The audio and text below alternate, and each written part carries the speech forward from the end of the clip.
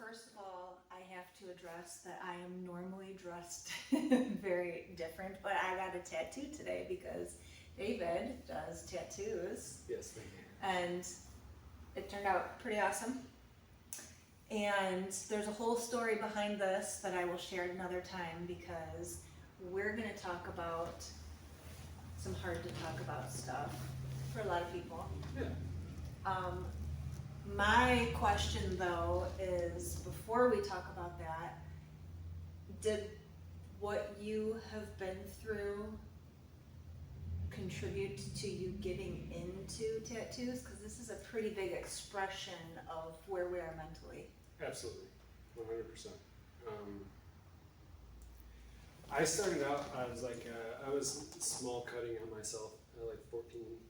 So I was starting to cut my wrists and things like that, cut my thighs, cut my arms with small razor blades when I was about 14.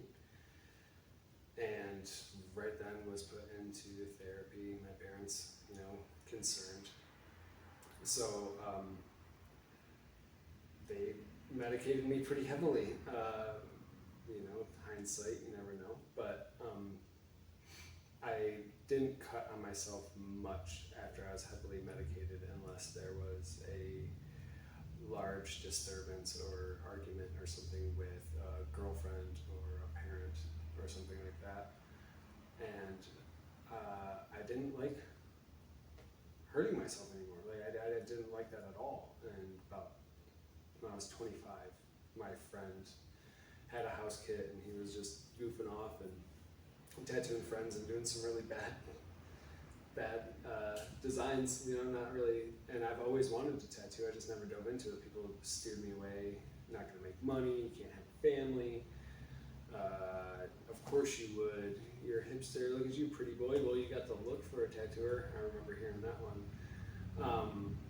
But I wanted that expression, and I wanted to make people feel really, really empowered by getting that tattoo. It makes you feel stronger, and it's an experience to make you change a little bit, and you start to, feel a little more empowered. So when I got the tattoo kit at 25, I started to tattoo on myself too to practice, and I think I may have marked on myself once in the last 12 years since I've tattooed. So at 14 you started cutting, so physically harming yourself. Something led to that. Was there some kind of depression or? I would assume that this comes from feeling inadequate. Okay. It felt, and a lot of pretty people can understand this. I'm the pretty boy. Mm-hmm. You're the pretty one. You're so handsome. I'm so tired of being told that. What about me? What about the person inside? What about the things I want to accomplish? So you mark on yourself because the housing that you're given, you can be blessed and you can really appreciate it, but also when it becomes your main trait that people think that that's what you amount to, you want to scuff it up a little. You didn't think about the harm? Like, it didn't hurt? I felt something. It didn't hurt. Okay. I felt something. There's something larger than the emotional pain that I had. There was something I could physically see. So you were numb? I was very young. I was very young. What led at 14? That's young. Grandmother died when I was about 6 or 7, and I was very attached to her, and it was really, really hard on me. My other 3 grandparents passed within a year or so after that. So between 7 and 9, I lost all of my grandparents. My sister, who pretty much helped raise me, she moved away to college all in that year. And other sister moved away to Florida, and my brother, who was 8 years older than me, he was doing his own thing too. So felt kind of alone, didn't feel like anybody wanted to hang out with me. So I was pretty numb to, I wasn't getting the love I guess I probably needed. Mm-hmm. The comfort, the love, comfort, and safe space that I needed at as a young child with all that going on. So, but then the 14, I think a lot of that had to do with hormones. I got big heart, so I got into a relationship really early, and the first time that I cut on myself was because of a disagreement in the relationship. Being upset? Yes. Okay. Not feeling like good enough. You know? That my looks are, once you break the surface level of, oh, David's not just pretty, he's got some things, it's difficult to be around him. So now I'm like, I don't want to be this person. I don't want to be the pretty person. I want to look how I feel. And that was a little darker than how I was perceived. So, getting into the darkness, what we're really going to dive into is overdose. Yeah. And there's a lot that leads up to the point in time where it's either done accidentally or intentionally. And did you have a series of events that led you to your personal experience with overdose? Yeah. Besides the cutting. So the cutting, obviously, and then I was an athlete, quite an athlete. I didn't play school sports and stuff like that. I skateboarded, so I kind of got out of that at 14 too. Started skateboarding being a little bit more alternative, but I was really athletic. No smoking, no weed. Drank only on occasions, that kind of stuff. But they put me on Zoloft at 14. By 16, 17, I started to smoke weed, drink a little heavier. My parents separated. I started to use prescription pills, abusing prescription pills, Xanax, Valium. That wasn't cool enough for me, so I started to snort it all. And the snorting made me feel cool. Now I'm like Scarface or something. I was just like, whatever I could put up my nose, I'd try to do it that route. So you were doing it for fun, or you were doing it to like medicate yourself? Who's to say? I would assume that there's obviously something in there to medicate yourself if I was running from something, but did I think it was cool? Heck yeah. Yeah. I thought I was growing up so fast. My life is so hard. My life really was not that hard. I'm a very emotional person, a very sensitive person. I want things to be slowed down. It's hard to get other people to slow down with you when you're ready to slow down. Things I understand now as an adult. But yeah, my parents were good. Nobody physically abused me. No one assaulted me. Every parent has their things that they may think back and say, I wish I never said that. But I take things a little more personal, and I hold on to it a little longer than some may because of how sensitive I am. So to clear that up, yeah, there's stuff between my parents, but I just wanted to do drugs, man. Like, I feel like I'm dark and mysterious and all this, like, let's add to it. Let me get into this world. I want to be in the grungy world. I don't want to be with the clean cut kids, even though they were doing the same stuff, just in a cleaner area. Different clothes on. Right. They're doing the same thing. Different party. And and I ended up, because the way that I am, I made a lot of friends with those types of kids, and those kids always felt comfortable enough to talk to me about how I don't want to play hockey anymore. My dad makes me. I feel like crap. I don't feel good enough. I do drugs because I'm never gonna please him. And they already knew this at 16. So I started with the drugs, really hit cocaine hard from like 19 to 21, 22, like a little bit every day, if not a lot of it sometimes. It kind of gets expensive. Not when you're selling it. Okay, so there's a lot going on, a lot more going on. Now when you have plentiful array of drugs to sell, here you go, when it's all there and it's like this fun little thing, yeah, it's all accessible, but it didn't work out the way that I thought, that's for sure. So you're in your later teens and you're doing all these different drugs. Are you in relationships? Are you working? Are you going to school? Absolutely. I was always working.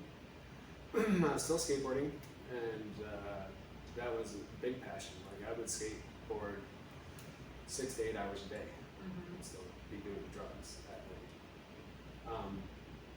No, I wasn't going to school. It was a couple years off from high school to college, and then I went back to Specs Howard to do, went to school, I think when that was in 2007, I was 19.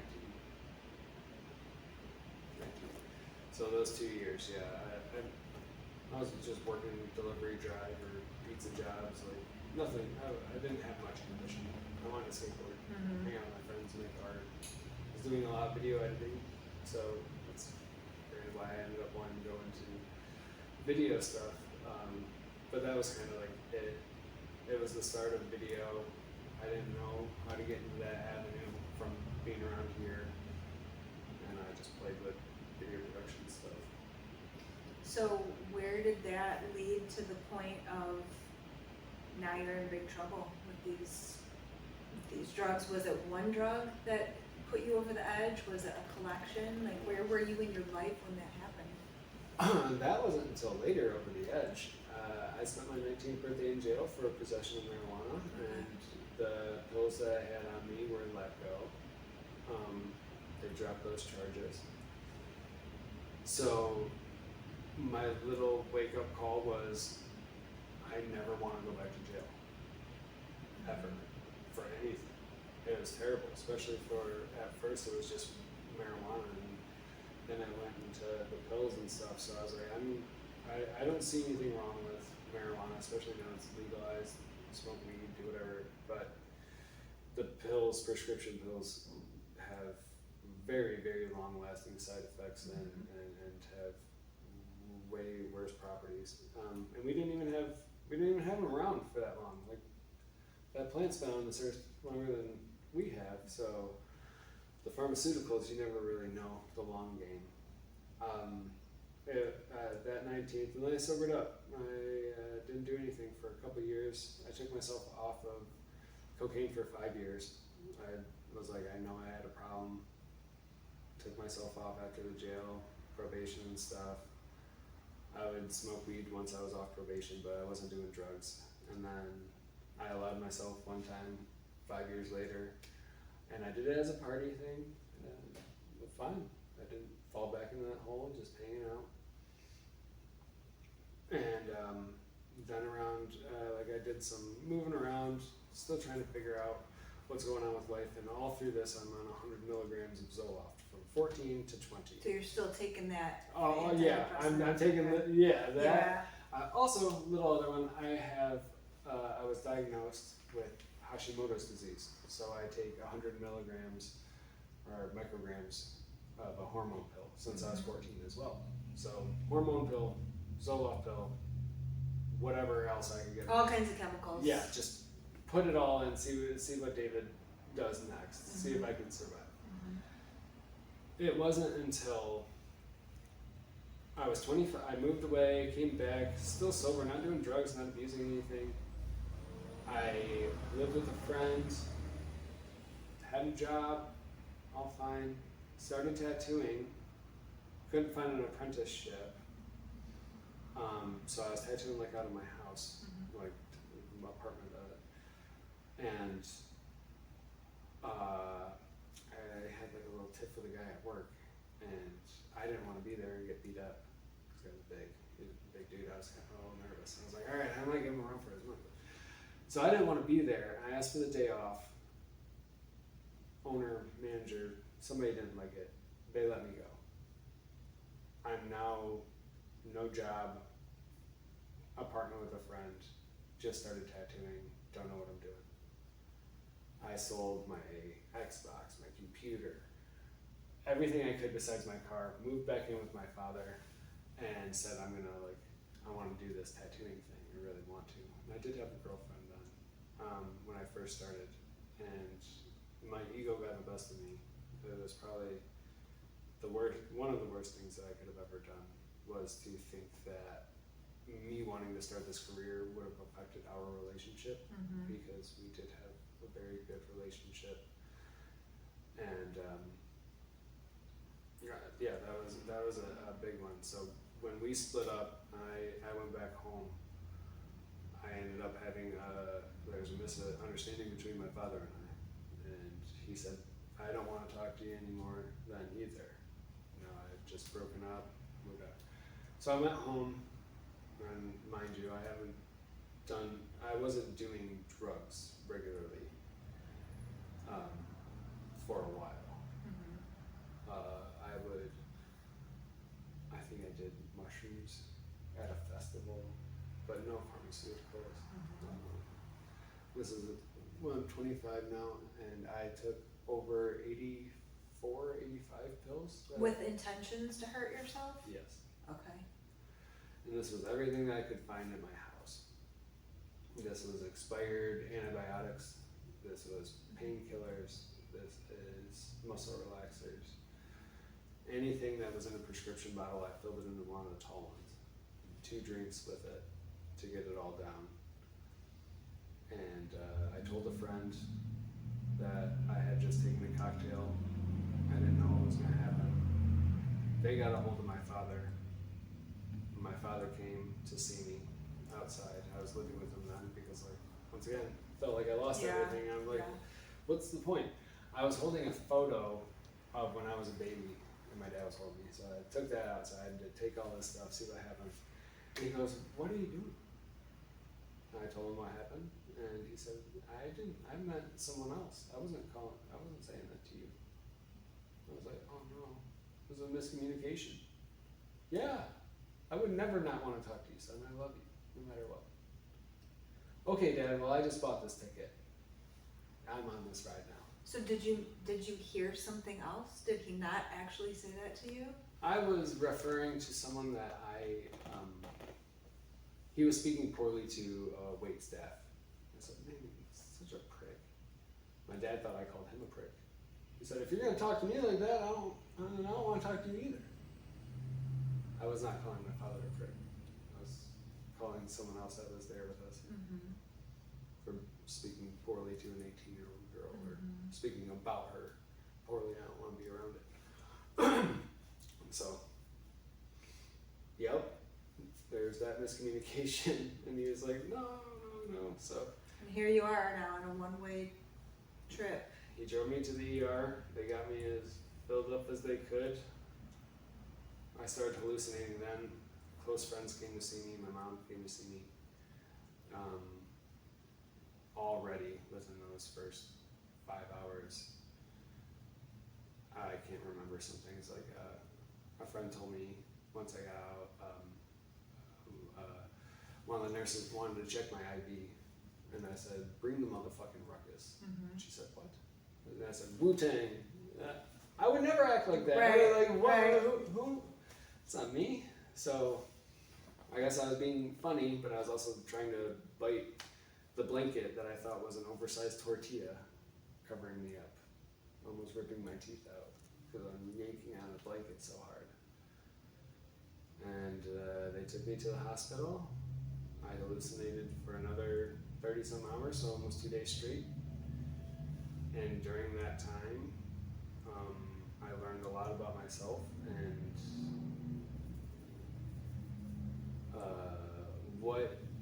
what I was searching for, right?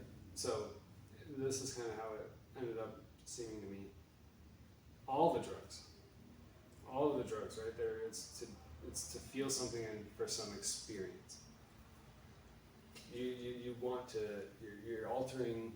You're ingesting this thing, knowing that you're going to alter your reality or change your experience a little bit, whether it's just how you feel. Because you think that you're missing something, or things aren't well, or because you need to make them go away or disassociate from them? Like, what experience? For me personally, it's different, but all of those things that you said could be a reason that I would think someone would dive into drugs. Okay. Mine was the same reason I'm covered in tattoos, the same reason I was cutting. I want an experience that feels, I wasn't in tune with my body to my mind. Mm-hmm. My mind is very strong. Mm-hmm. Creates a lot of stuff. It can actually be too strong and make up scenarios that I completely believe are true. But I wasn't checking in. And that started really young, right? That's why I was harming my body, because my body was disconnected from my mind and my purpose. So I wanted to feel, when I would take something, and that's why I think I found hallucinogens were more for me than when I was dumbing on downers and things. That would alter it, but it would just make me really slow, which was kind of something I may have needed because I was so anxious. I was going so much. Fast forward, yeah. Yeah, I wanted to slow my body down. I wanted to slow everything around me down. Even though it doesn't slow everything else around you down, it slows you down, but the perception is that. So when I overdosed, that was an attempt to see if I'd make it out, or if I'd stay in La La Land, or if I'd permanently damage myself enough that I could make the excuse that I can't work. So you didn't do it with intention of ending everything. It was like an experiment of what side am I going to come out on this? I have never wanted to die. Realistically, I don't want to die. I never wanted to die. I don't want to feel like this. I don't want to feel misunderstood. I don't want to feel like I'm a burden because of my feelings. I don't want to feel like I'm not able to be loved or friendly because every once in a while I want to shake things up a bit. I haven't been taught how to healthily shake things up a bit. So how does that affect your relationships then? Terribly. Yeah. Yeah, you go shake things up, but the only way you know how is create chaos. Yeah, self-destruction, Yeah. Abuse drugs or push drugs onto the person and say, hey, we're going to have fun doing this, and then the experience may not be fun. It may turn really sour. It may turn dark. Because my experiences typically on drugs were dark experiences. So it's hard to, when you're back into that mindset, get into a new happy mindset because all you know is, now I'm on this drug, it's back to sad. So that overdose experience, where did that take you? Like, where did you come out after 30 some hours? What happened? What happened during or what happened No, after? what happened after? Happened after, I felt... Part of you had to die. I believe so. I felt so uplifted. I felt free after that. And I came out with this really motivated and disciplined mindset of, I'm not going to keep my mouth shut about mental health anymore. And that's why I ended up doing those things. I didn't go say something to my father. I didn't tell him how bad I was really hurting. Because you were afraid of his reaction, or you didn't know how to tell him? Because I was raised in America to be a man. I didn't care about his reaction. I'm not supposed to talk about it. Handle it. Figure it out on your own. Keep your mouth shut. Keep your mouth shut. Only talk to a woman because they're emotional and they can understand it. Do not talk to your men friends. Those are all mistakes that I made. And younger generation seems like they're doing better to not hold it in and actually talk to other same sex. Not saying that it's wrong to talk to the opposite sex about those things, but that can create emotion and connection that may get confusing. Not everyone's intentions are pure. They can take all of that vulnerability and use it against you. Right. So it's something I should have felt more open about, to talk to my friends about what I was going through than to run to someone I find attractive or a connection, because it would typically lead into a connection, and then of course the cycle continues, right? So did that start like a new phase of life for you, where was everything just different from that point forward? Were you all better and you didn't have struggles moving forward? Where did that? Absolutely, 100%. Everything was better. The sun, somewhere over the rainbow. sun was always shining after that, and I never felt sad again. No, I just felt confident and certain in myself of what path I wanted to take, and I wasn't going down that road again. There's nothing, like I may feel or think suicidal even now, and that may be due to old habits of that's just the easy way to think. But after that, I know that I would never attempt something like that again. So you think suicidal, so like suicidal ideologies where I'm going to hurt myself, I'm going to take my own life, or I just can't stand this anymore and I don't want to feel this way. Like when you say suicide, what are we talking? I'm going to end my life. Okay. I could crash right now, kind of. Okay. Like there's always an option. Would that one just be easier right now? Oof. And it's a thought that I've had since I was very young. And I just continuously remind myself, like, that's not the way to go. Like, I'm not allowed to make that decision for myself. Even though I think like that was something I told myself all my life, is like, it is mine. That is my decision to make. Mm-hmm. Who says that I can't? And now I've gotten a little bit back more into faith. Mm-hmm. And so I tried to control things. I tried to manipulate my body. I've tried to control the time that when I'm gonna go. I've tried to, all of those things of this control. And when you really let go of that control, and whether you have faith or religious or however you choose to, it boils down to wanting to control. When you let that go, you don't get to choose, because you're controlling your death. That thing's coming. No matter what, we all know that thing's coming. Mm-hmm. I stopped trying to control it. That was the one thing I could control in my life. The big one thing that I could control and it would affect everyone around me. I now no longer allow myself to think that I have that control. That's not something I'm allowed. Did you want other people to suffer? Like if you... Oh, heck no. I don't want anyone to suffer. I just want the magnitude of my misunderstanding and my feelings for them to understand. But you taking your own life would have created an intense amount of suffering for everybody who cared and loved you. Absolutely. And maybe that overdose was a big wake-up call for them to understand that I've been talking, I've been crying, I've been cutting, I've been tattooing. I'm asking for you to slow down and be with me. And the ones that I want to do that with, don't give me that time. So does it piss you off that they didn't understand the signs that you were giving? No. Wouldn't it have been easier to say, I want your time and attention? I did. Pay attention. Oh, you did. I did. It didn't work. So you had to take the next step. I do. And obviously I'm slightly eccentric. I go pretty big. So is everything like an extreme? Like, is it black or white always for you? Is it high or low, or neither here or there? People would say that. Okay. People would say that they would say it's high or low. I believe that I know that I'm high and low a lot, but I think I can see the gray scale. I have a very high standard for myself and what I wanted to accomplish in life.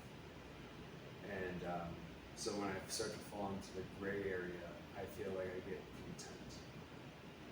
And nothing wrong with being content as long as you can stay disciplined and ready to keep going to the next step.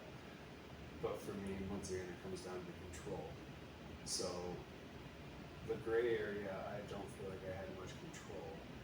Did you feel not good enough in the gray area? Because you said when you get in the gray area, you start to feel content. No, I feel like I'm mostly in the gray area now. Do you feel good enough in the gray area? Mhm. Is that ever an issue for you? I think it's actually, I feel the best in my own skin and the best about myself in the gray area. Okay. It's hard for me to always get back there because I'm not seeing the progress, right?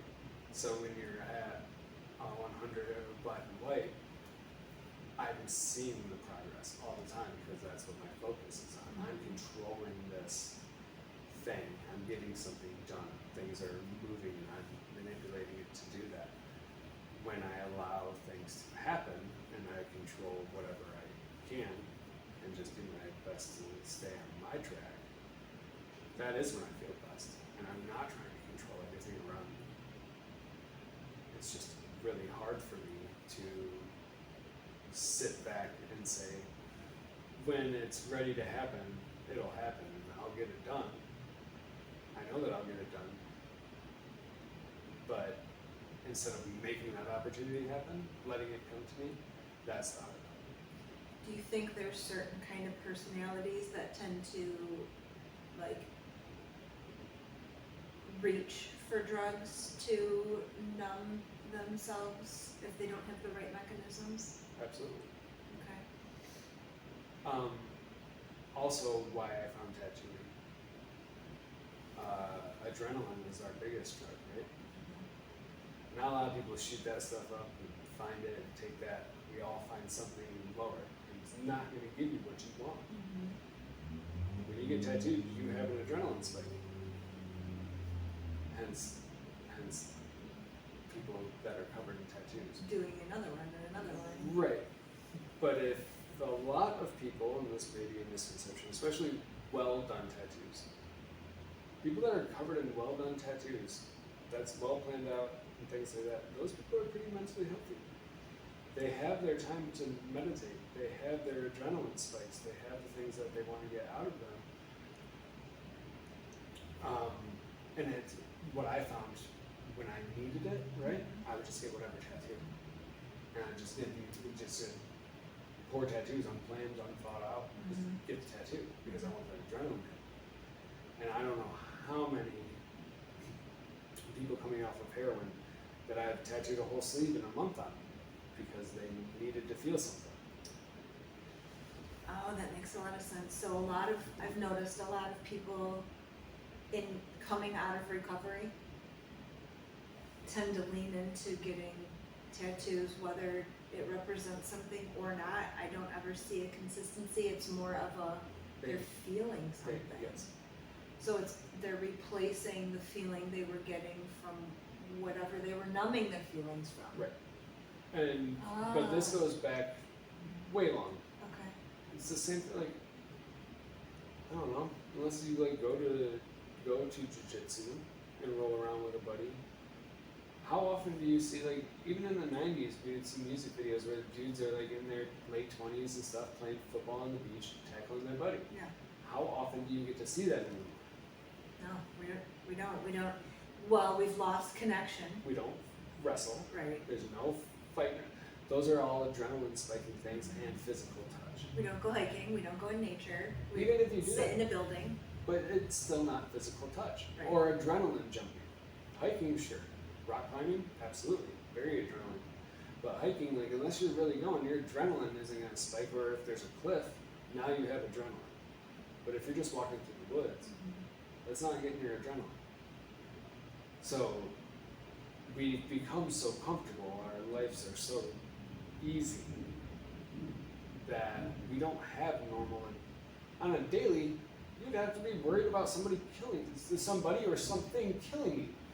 You would have an adrenaline spike just by a stick crunching from the deer. Yeah. Oh, man, all right. Or looking for your food. Can Right. I feed my family? Right. And it right. gets you up. And if you, in the modern world, if you don't do the things that spike your adrenaline, which I don't want to work out. I wasn't one to work out. Sure, physical activities, skateboarding, playing games, basketball. I love doing all that stuff, but to just go sit and lift weights never really drew to me. So as I got older and habits changed, you start to lose that stuff, and I replaced a lot of my adrenaline by getting tattooed. So There's only so many tattoos you can get, though, right? no, just keep going over. No. And just Okay. keep layering it up if you want to do it that way. But a bodysuit takes over time. Right? A full bodysuit kind of thing will take a decade if you do it right. So So it's just chipping away a little bit. part of the mental health crisis then is because we have lost touch with basic needs of humanity, survival. Yes, being in touch with our bodies. Yeah, What does the body need? right. It needs adrenaline. You need those spikes. We replace it with a lot of other False senses drug of alter, because when we've had, like, and a lot of us may not have even had our full dose of adrenaline that's in your body, because when that happens, like you've seen moms lift cars. Yeah. Oh yeah. When if a baby's hurt or Right. in danger, get out the mom's way. Right, and that shows what's really inside of us that we can't tap into because we don't have to use it anymore. So you try to find something else to feel that good. But also when you're that hopped up on adrenaline, people are going to be taken back by you. If you ever see someone lift a car, you're probably like, wow, they're nuts. What are they on? Are they on PCP? You hear stuff like that. Yeah. No, they're not on drugs. Well, This is the natural thing that we should all be shooting for, is get back in touch with the body and see how to trigger those things without drugs, and then you can get yourself away from those. so we're all about labels, especially in the mental health industry. Right. It's all you hear is they're an addict, they're an alcoholic, they're a drug abuser, they've got X, Y, or Z mental illness diagnosis. We're all kind of addicts. I mean, you just have to make the choice on whether something's going to be destructive or productive to your life, to your family, to whatever it is that you're involved with. Absolutely. So that's in alignment with what you're talking about. When you connect yourself to nature, to yourself, to other humans, those are on the hierarchy of needs. That's foundational. Right. So that is proof right there that we're so disconnected to just being fucking humans. That's part of the mental health issue that we have going on. We don't need more billboards. We don't need more fundraising organizations. We don't need more clinics and hospitals to admit people into. We need to teach people how to be people. I think people are getting back that way. You see a lot of society things being broken in the last 5 years. But society, like even me growing up, my father's a bit older. He like really pushed all that gender stuff on me. Like, these are the roles. This is how it's gonna go. Society took away the human experience. It's weird. You're weird if you want to go frolic around with your friend, and then because you've hit a certain age. It's cute when you're younger. That's okay. Look, they're young. But as you get older, if you want to just have a real connection with a person or even a group of people, then you are looked at as you're trying to get something out of that, or you're little, they're the weird ones that are off in the woods, stuff like that. Who's sitting in the grass. People like to judge that, but it seems, really especially after the pandemic, it's lightened up on the stigma of weird, or you can tell people now, like, really starting to try to get themselves out of their box of their skin and feel like they're in a body and be a human. Like it was sad for me to always see people like not want to dance, or people that don't like want to get up in a crowd. They'd rather stand in the very back at a concert or something. And that's simply because I don't think it's because they really don't like people. I think that they have had so many experiences with people that they would rather know they're safe or comfort outside of the people than to find the comfort in a group of strangers.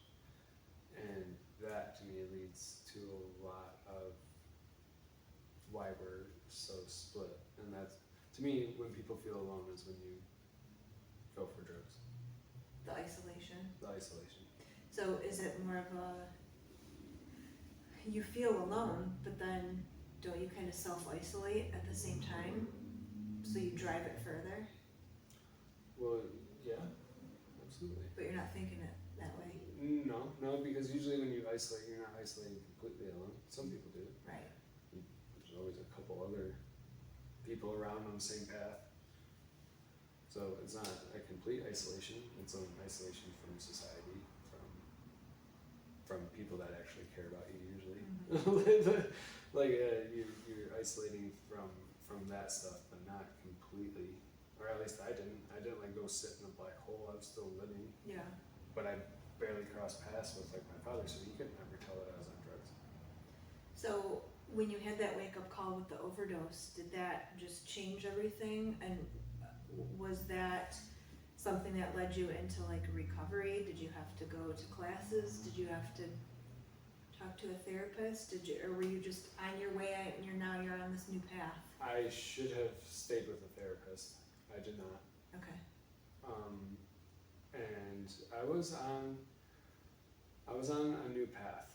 I was steered away a little bit again because I trusted someone that broke that trust pretty badly, on and off for like 3 years of that. So I was really confused because I was like just coming into this new like perspective of how I wanted to live. Did it lead you back into drugs? You know, I didn't go as hard, but yeah, there's a couple weeks there that I started like just doing party drugs too often because I wanted to go make a connection, make an experience, make a connection, something like that. But that was short lived. I remember I called my sister and I was like, I'm really sad. Why? Well, I did Molly or ecstasy for the last 3 weekends in a row. She's like, well, your serotonin, Dave, you don't have that. You don't have serotonin. You can't use that stuff. Like, you're depleted. Of course you're gonna be depressed. You're fine. You're good. Make sure you just stick it out. And I did. Everything was good. Tattooing. If you thought that there was something that you wanted to do, and you always wanted to do it, but you just stopped, never went for it, that you're like really passionate about, try it out. See if you do that, because when I found the thing that I knew that I wanted to do as a little kid, skateboarding was cool, alternative sports are super cool. I'm not really musically inclined. If I was, I probably would have shot with that. I love live music, but I've always been a visual artist. I've drawn, doodled, all that kind of stuff. And I was like, I want to be a tattoo artist. When I got my first tattoos at 16, and if I would have started then, maybe you never know. Yeah. Whatever. But tattooing gave me something that I was like, this is the thing. I want to be sober because I want to do this thing. And I want to be really good at this thing. So you had a thing that wasn't a person. Yeah. So that tends to be the problem for a lot of people who struggle with disconnection or attachment or any kind of just trying to find their belonging, is we tend to look for it in another person. Yeah. And when that doesn't go right, then our whole world collapses, or when there's a misunderstanding because we have certain expectations that nobody's ever going to live up to. Right. They ruin your entire world.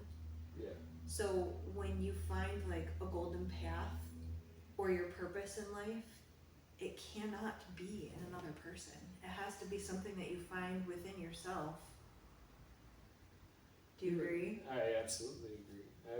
And I've fallen back into that. I've been doing this for a while. It I kind of have children. Other things start to become really important. You kind of lose, kind of forgot the vision I had or the drive that I had, and I put a lot into other people. And when those things didn't go correctly, my world shut down, and I didn't run back to my tattooing. I didn't run back to my art soon enough. And I just kept wanting to figure out that person, figure out what's me in between that person. What did you do to figure it out? Nothing. Ask questions, talk, analyze yourself as much as you can, I suppose. But the sun still comes up and the days still go on. So were you working? Oh were you yes, doing, of course. Like I'm an addict that knows he's an addict since he was 19. Okay. I don't let it rule my life. I get addicted. I try to let myself get addicted to things that are healthy. I still smoke cigarettes. Terrible. Wish I wanted done. I'm still addicted to my phone. A little bit. You know, I wanna see if people think I'm cool on the internet, which is stupid. I should never do that. I should never base my value or what I'm looking for as someone else. So these are all addictions that I know that I have, that I'm still working on breaking. But when you can, big thing is to say, just like any group, I'm an addict. These are the things I have trouble with. Try to find the things that aren't going to cause you trouble. You don't think that has a negative impact on your psyche, calling yourself an addict, giving yourself this, not cop-out, but almost like an excuse to where if I go down this path again, then it's okay because I'm an addict. Absolutely not. I feel like I'm a realistic person in the sense of this is the vocabulary I was given. Do you have an addictive personality? Yes, I do. Do you find one thing you hone in on and I gotta learn everything, I gotta mold it, it's mine, I'm gonna know more than anyone in the room about this thing, and I'm gonna do it more than any of you. I'm an addict. And that's how I got addicted to fingerboards. Because they're miniature skateboards. I love skateboarding. I knew all the companies, I knew the shoe, I knew the style of the shoe and its maker by looking at them on the wall, and I can name them all. That is an addict. It doesn't matter about needing to alter drugs or something like that. I am addicted to knowledge. I'm addicted to these experiences. Can you find a better English word for me to use? Where once I find something I enjoy so much, I'm going to do it the most out of everyone I know. Even if it means, so do you do it to the extent of sacrificing relationships or other areas of your life? Yeah. I just told you I ruined probably one of the best relationships in my life for tattooing. And my ego of it. So, okay, do you believe that everything is a choice, whether there's a mental illness at play or not? We still have choices. Absolutely. So using that, this is the brain that I was given, I can't do anything different, I'm stuck, is a choice. That's a choice. Yeah. Being stuck is a choice. It's a very hard thing to break. I was just stuck a little more than a year ago or so, but you can get out of being stuck. And obviously, I didn't even have help or AA or friends. My friend, when I got arrested and he got arrested, he moved to Chicago. My best friend, Yeah. I didn't have my support group or even the people I was doing drugs with. If you know, so you have to have a mental illness to the point that you don't know that you're harming yourself. But if you have enough awareness to say, I know that I'm doing drugs and I know that it's wrong, you have enough control to stop. Everyone does. Everyone does. And it may sound harsh because some people would say, you don't get it, I'm so addicted. I would think that I am one of the most addictive people, or want to find that thing that you're going to talk to. So when I've talked to other people about their thing, and I call them out on it, I think I have the right to. I've gone through it. I've fought it. trust me, if it was okay for humans to do hard drugs every single day, I would say go for it. Or to even, okay, so say it's not drugs, say it's just giving up on life. That's, I mean, there's almost an addiction factor to that too. Well, right, and there's the full-blown addiction to working. If you feel good about yourself and you are not harming others, if you're addicted to work, go ahead. It's a choice, like you said. So if you're doing something that you know is harming others, it's harming your family, and you know that's harming your physical body, you know that, and be addicted to it. It's a choice. You can't use, oh, I was born this way. Right. All these things happened to me.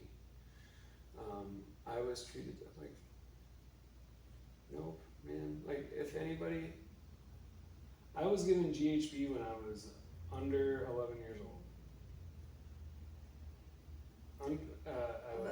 From like somebody you knew? Just somebody handed it to you to see Someone- what would happen? Someone I trusted, someone I'm very close with, just Knew what they were doing? Knew what they were doing, thought it'd be funny. I don't know where the possession of that idea came from. I can't imagine that turned out funny. I ended up actually saying, I'm going to the roller rink later. Can I have some more? I want to hang out with the girls tonight. Right. At that age. Yeah. So before puberty, pretty much, I already had the idea of altering my mind, and I liked it. So if you want to talk about someone that should be addicted to changing their mind, and like I said, Zoloft, they were changing my mind since I was young. Like they've been, and then I went full raw dog for 7 years or something, just on my Hashimoto's pill. No drugs, just marijuana. It's all a choice, and if there's anyone that would completely understand wanting those things, it's me. But I would much rather live, and I like this. This is way cooler. Like I was really hard on the things that I wanted, and those were healthier things. It may not be the most mental healthy thing I did, but I got really honed into my work, and it got me to the point that I have a place that I call home. Does it take the struggle? Do you still contemplate those thoughts and ideas of life being hard or not going the way that you want, or just upsetting you to the point where you can't take it anymore? Nothing's ever changed. It's exactly the same way I used to think. I'm stronger. Make different choices. I make different choices. I'm stronger now. I have a little bit more tools in my bag to handle it mentally. But every single day, do I have to convince myself why and why not? Why I'm doing it this way instead So of it's like the devil and the angel back and forth. absolutely, kinda? yeah, always. And I don't know if everyone has that. And it's not really devil angel back and forth. I feel like it's my personalities. There's totally a side of me that just wants to be a beach bum and lay around and eat baguettes. Spray paint pictures and eat send them for baguettes $10. and not have any responsibility. But my internal clock was ticking, and more than anything in this whole place since I was young, I wanted to be a dad. And so when that internal clock was ticking, and the universe blessed me with my first son, that was really the kick to be like, you gotta make the choice.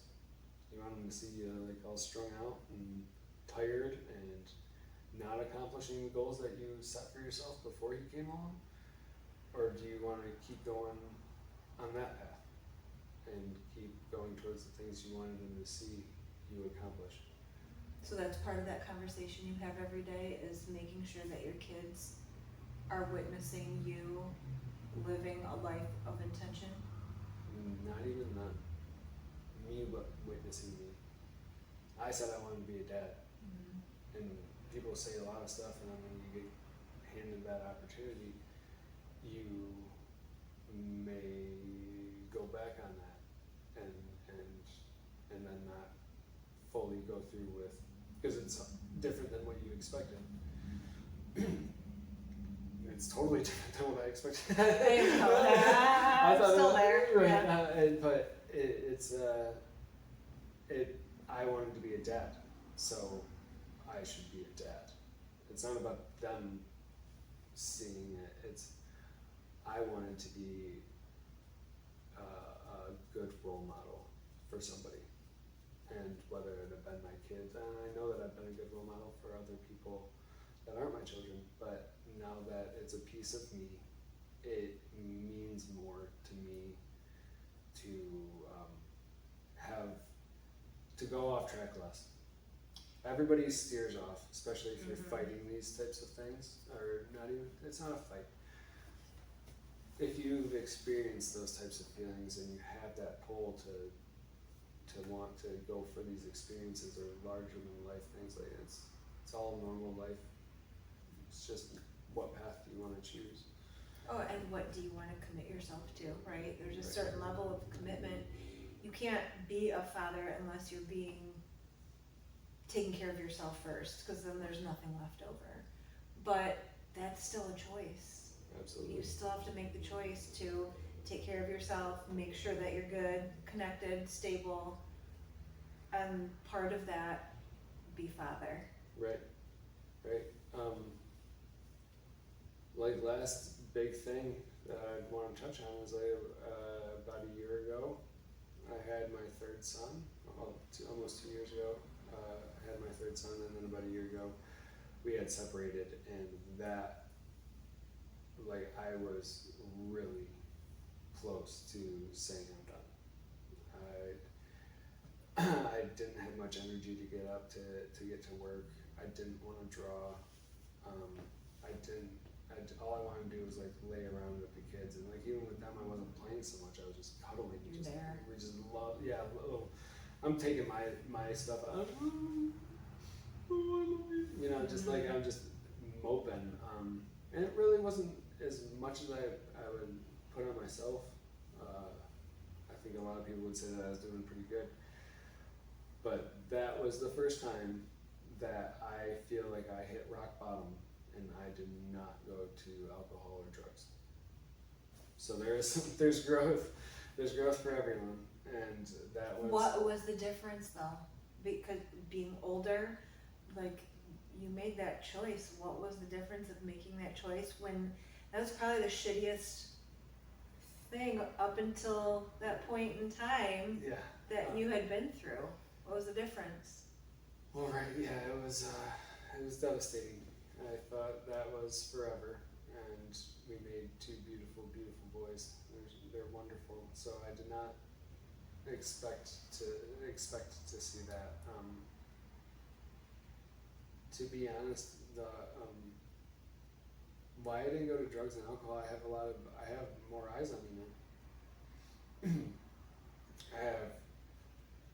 I mean, 6 eyeballs at yeah, all times. I got those 6, and then I have my peers here, and I really didn't want to let anyone down more than I was already feeling. Like if my energy level's down, I can't just like up and no call, no show, or not show up to work, be late to pick up the kids. I couldn't be hungover and come to work. I couldn't be on drugs and numbing myself while being here, because I was already like so sad that I was like numbed out. I was really silent. I wasn't talking much, and if I was talking, what was I talking about? Right. Well, nobody wants to hear that over and over and over. So like it took. I don't know. That was the first time I let it happen. I stopped the control. I let it happen. I waved the white flag. Just let go. I just let go. I felt the defeat. I cried. If I didn't feel like going out that night, I wouldn't. I just go straight. Like many nights, I just go right from work right back home. But it also sounds like you were fulfilling your responsibilities, like you had that. These people will be let down if I'm not there. The responsibilities are what Grounded. not only grounded. That's what gives me that strength. So if it's like you said, the choice. If you get, and that's where I've said, find your passion, find the thing. Because then other people come along with you and they're looking up to you too. And those responsibilities meant way more to me than me numbing myself. Because I know what that does, right? We talked about it and Yeah. I know what drugs do. I've been on them, I've been off of them, I've been on them, been off. I know what going down that road would have done, and it's temporary. I would be back to this sober person eventually. Mm-hmm. All that would do would be temporarily self-destruct Yeah. everything else around me. So yeah, I'm sure if I didn't have the responsibilities, that I may have gone down that road again. But there's really good chances because of the overdose. And I hate to say giving that credit to it, Yeah. but because I know my past, I was doing everything in my power this time to not even a bump. People offered me a bump. I went out to a bar, finally had some confidence, went out to a bar, had beer, I'm like, wow, fucking doing this thing. Someone's like, hey, you want some of this stuff? And I turned it down. And I was so proud of myself, I was like, you know what, there's your first step, man. And it just continued, and it happened again, and I turned it down, and I turned it down. And the old me, when I don't have the responsibilities for a couple days, I didn't have an appointment lined up or anything. Mm-hmm. I could have done whatever I wanted. It was, is that the person that you want to be? Even for, like right now, are you doing this out of happiness? Because you want to party with your friends? You in a good mindset to do a mind-altering thing? Is it going to make you happier? No, none of that. I'd be the same old person that started doing drugs, doing it out of sadness. Yeah. So purpose and responsibility. Find those two things and dump everything you got into them, and it'll pay off. No matter what your circumstances, no matter what label you've given yourself or somebody else has been handed over to you, Right. written on a piece of paper in your file. Right. Despite all of that, none of that matters. You have to have the responsibility Right. and the purpose. And if you don't have the responsibility or purpose yet, you can make that. When So I for first somebody started, I that's said, in I'm gonna tattoo. I'm going to make myself a tattooer. I'm going to be able to support a family on this. That was the start. But what about somebody who's in this black hole and they've got nothing? They've lost everything and they feel like there's no way to get out of this.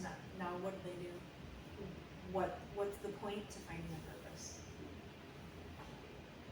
Well, I mean, how do you even take that when you're so far down and you can't even see the light looking up? I've been there.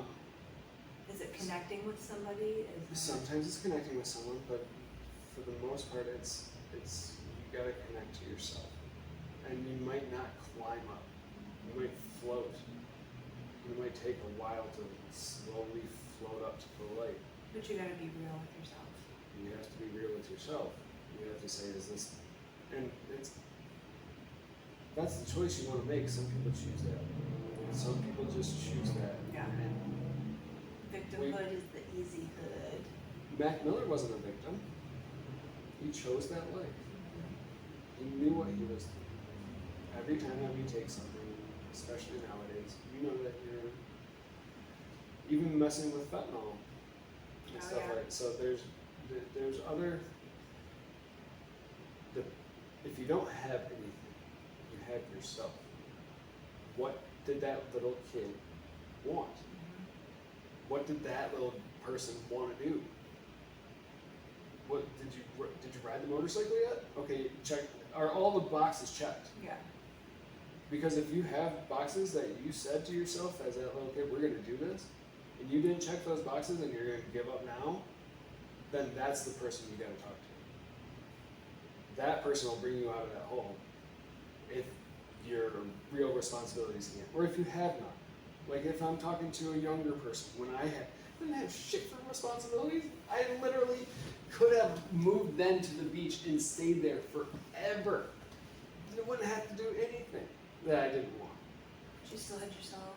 But I had myself, and there was goals that I had that I set for myself as that little kid. What did I say? I want to have a business. Before I was out of elementary school, I said I wanted to own my own business. How am I going to own my own business if I'm a beach guy? Yeah. It's not, and I mean like brick and mortar. I wanted a skate shop. I wanted to have cool punk rock music going on. I want people to come in and feel a vibe. And not a skate shop, but I got pretty close. I wanted to do that. I wanted to be in the skate scene and like meet some famous people that I idolized. I got to do that. I achieved that. There's still people I want to meet now. Mm-hmm. So you go if you checked off some of those boxes, then you go like, well, was that like a small check or could that be expanded on? And you go back to that little kid and be like, yeah, that was really cool. Maybe we should do that again. If you don't have parents or friends or like a career or anything like that, skydiving is one on my list. I haven't done it yet. Why haven't I done it? No good reason. Not a fear. A little tiny bit of fear that I shouldn't have because how many people skydive? Yeah. How many people? How often is it successful? There's nothing I should be scared of. It's the same thing as driving a car. The same chance of me getting into any kind of accident out here is pretty high, just as a skydive. Bridge jumping. I don't know. So anything, just start by making a list. Find the adrenaline things that will get you out of that hole, that you don't need drugs, and that you have to be, like, for me, I like things that are slightly dangerous, because then there's that thrill, and that's what spikes my adrenaline. Mm-hmm. So if that's part of it, make sure that you're doing things that are slightly dangerous. Very carefully. Very carefully dangerous, like, Safety third. Right. Don't hurt anybody, try not to hurt yourself, but if it's, jumping off a bridge, jumping off something higher, try and go to gymnastics. You want to learn how to do backflips. You want to build a flamethrower. Don't burn anything, build a flamethrower. Gives you something to tinker with. It can be anything. It just has to be the thing that you wanted. Because what happened for me is I didn't check in with that kid after I accomplished a lot of the big ones. I left a lot of small ones that I could have went back to do and find that happiness, and I have been now. But for those 2 years or so that led up to rock bottom, I didn't check back in. I was like, I did it all, but then I was sad. Why was I sad? I had it all. Why was I sad? Because I wasn't checking in. Yeah. You still got to go do some of the stuff. Like, Gotta hold yourself responsible. you might accomplish all of it so fast that you forget what to do now, and that's what you have to go find those things. You got to check back into that little kid, because you're right. Put it into someone else, they may not have the same list.